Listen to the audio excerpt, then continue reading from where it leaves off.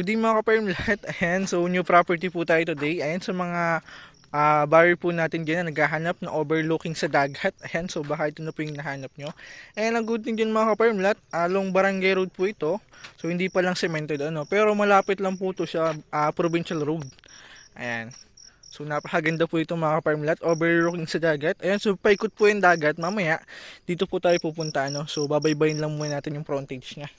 Ayan, so dito po ay kitang-kita na yung dagat niya. Ayan, so 1.5 hectare po ito and ang location po nito is San Andres, Quezon. So bali dito po magmumula yung property sa yan, Malaguna yan. So Santol po yata yun kung di ako nagkakamali. And then dito po sa may bakod na yun. Ayan, so ito pong kabilang properties may bakod na. So buyer din po nakabili niyan from Cavite. So ito po yung frontage niya mga ka-farm lahat yung nilalakaran natin. So estimate ko po is 80 to 90 meters or 100 po. So depende. So estimate ko lang po yan 80 to 100 meters frontage niya. Ayan. So ito na po yung property. Papasukin natin.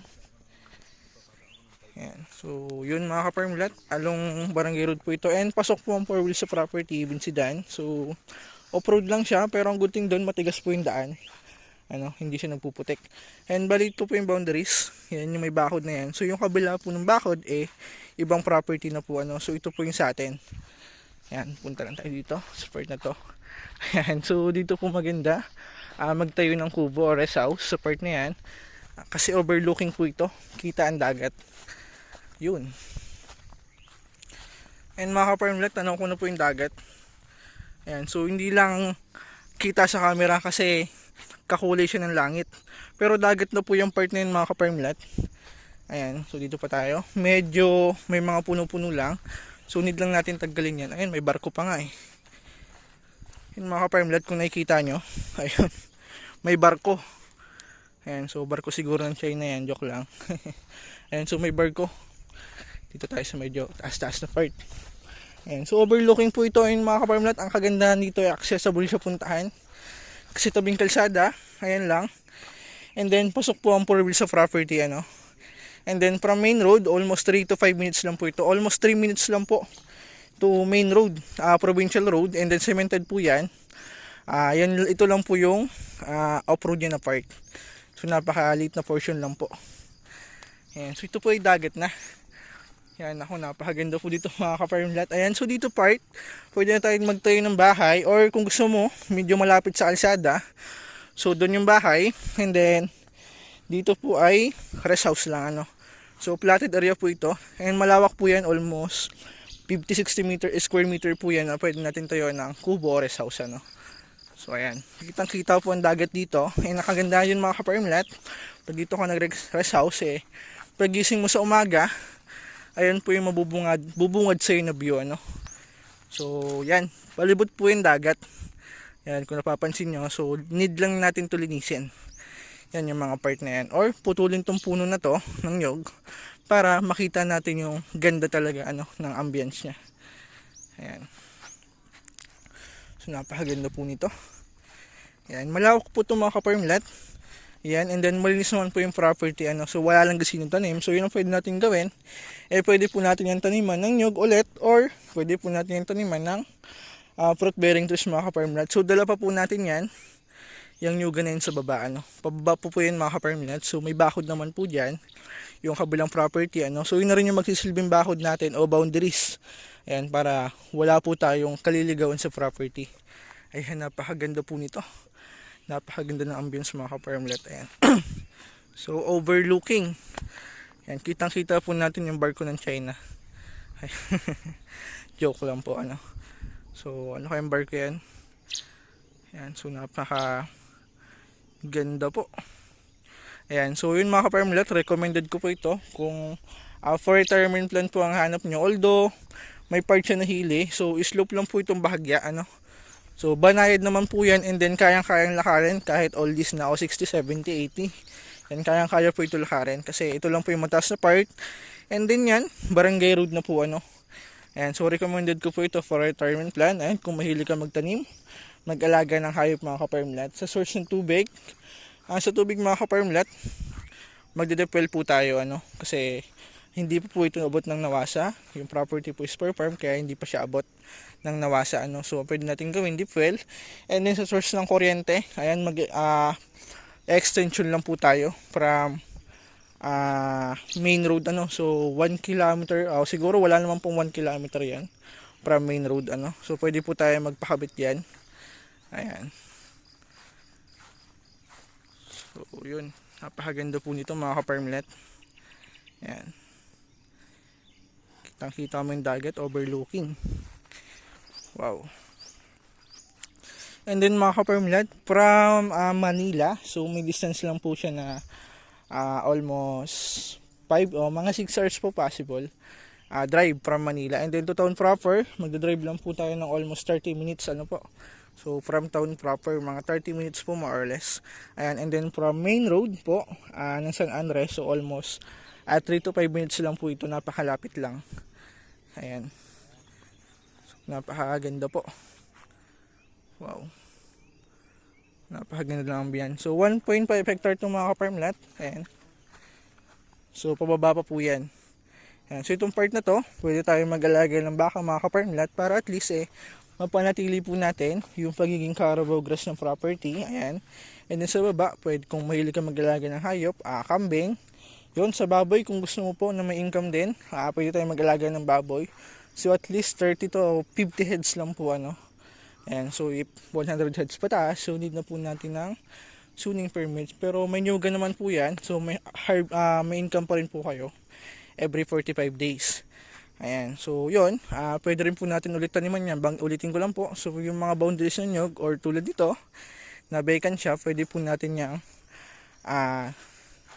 taniman na crafted fruit na 2 to 3 years po is namumunga na. Ayan, so yun mga ka-farmlet, kung po retirement plan ang hinahanap mo, yan, recommended ko po ito. So napakaganda ng ambience. Ayan, so overlooking sa dagat, tabing kalsada, and accessible pupuntahan to mga ka-farmlet. Ayan, so napakaganda. So yun mga ka-farmlet, kung interested ka, so yung message lang po sa Viber, WhatsApp, so sasagot naman po tayo. And mga ka-farmlet, bali ito po yung rest house mo. So diyan tayo pwede gumawa ng rest house. And then ito po yung farmland mo mga ka-farmlet. So almost 90%, 80 to 90% flat lang po yung baba na yan. Ayan. So mabaview po natin. Ang kagandahan dito mga ka-farmlet, pag nasa taas ka ng property, kita mo po yung property mo sa baba. So malawak po yan, nyugan. Ayan, yung kababaan na yun mga ka-farmlet. So, dala po yun ng property. So, dyan po yung best na mag-alaga tayo ng hayop. Ayan, so, lilinisin lang natin tong konti na yan, yung madamo na yan, para kitang-kita natin yung baba ng property. So, tara, bababain po natin. Ayan. Tayo dadaan. Saan tayo dumaan? Ayan. So ito po nilalakaran ko, ito lang yung part na hili niya. Ayan, and then banayad naman po ito. Hindi naman siya ganun katarik Kaya accessible po rin po kahit sa all this na. Ayan. So yun po yung kaibigan natin na vlogger din, nagsisimula pa lang, si JR Farmlet. Ayan, so pwede nyo rin po siya subscribe sa YouTube niya, JR Farmlet. Ayan. So yun, ay grabe mga ka-farmlet, napakaganda po pala ng baba nito. Ayan, wow. So ganda, halos pantay-pantay ang nyug niya. Ayan, so yun mga ka-farmlet, medyo mataas na lang yung nyug niya, pero dasik pa naman po munga to. And then yun, pwede po nating ipa-clearing na yan, so ipaputol na kasi medyo mataas na rin siya, mahirap na kawitan. Pero kung tutusin, medyo mababa pa naman yan compared dun sa mga nakikita namin puno sa ibang property. Yan, so pwede po natin i-clearing or and then pwede po natin i-clearing and taniman po ulit natin ng panibagong nyug, or pwede po natin taniman ng fruit bearing trees. So ay napakaganda po. Yan, so dito tunaw po rin yung dagat Ayan, so yun po yung barko na nakikita natin. So hindi ko lang po may zoom yung video, yung camera niya, kasi yung sa akin po is pag naka-stabilize siya, hindi mo pwede i-zoom. Ayan, so sayang, napakaganda po sana kung may susum natin. Wow, ayan. So ito po yung baba ng property, so flatland property po yun mga ka-farmlet. Almost 80 to 90% flatland po ito. Yung baba na yan, itong nilalakaran natin. Ayan. So napakaganda po nito. Wow. So best ng mga ka-farm lot, walang halong biro. Kung may budget ako nakukuha. Ayan, so yun. Paunahan na lang po kung sino, kung kanino mapupunta itong property na to, ano. So although kahit di man sa akin, kasi hindi lang ako yung ahenteng may hawak nito. Ayan, so possible mabili din po ito agad. So kung hindi man sa akin at yung ibang agent po ang makabenta, kasi napakaganda po ng farm. Ayan. So yun mga ka-farm lot, bali doon tayo galing kanina sa taas na yan. Ayan. So ito lang po yung hilly na part niya, no? So hindi naman ganun katarik, banayad lang. And then doon po tayo pwede gumawa ng rest house sa part na yan. Kung sa bahay, pwede po magbahay dito sa part na to. Ayan, platted naman po yan. Pasok naman po ang 4 wheels dito mga ka-farm lot. Tatambakan lang natin yan ng medyo matigas na bato, ano, or graba, para hindi bumaon yung gulong ng sasakyan. Ayan, so yan, pwede tayo mag-rest house dyan. And then ito po yung farm niya, ano. Ayan, yung pwede nating taniman or mag-alaga ng hayop. Ayan, so napakaganda po. Almost 80 to 90% lahat lang property. So ayan po yung boundaries niya, may bakod na. Yung kabilang property po niyan ay buyer din nakabili from Cavite. Ayan, so may bakod naman na po yan, kaya wala na tayong kakaligawan sa property, ano. So malawak po itong mga ka-farm lot, about po dyan sa baba na yan. Ayan yan po yung baybay na yan, yung may tanim na saging, kabilang property na po, ano. So ito lang po yung sakop ng property na lupa natin. Ayan. So ito lang po. Wow. So yun mga ka-farm lot, i-update nyo lang po ako, i-message nyo lang po ako kung interested po kayo. Ayan, so nakalagay naman po yung number ko. Message nyo lang po sa Viber, WhatsApp. So sasagot naman po tayo, ano. Ayan.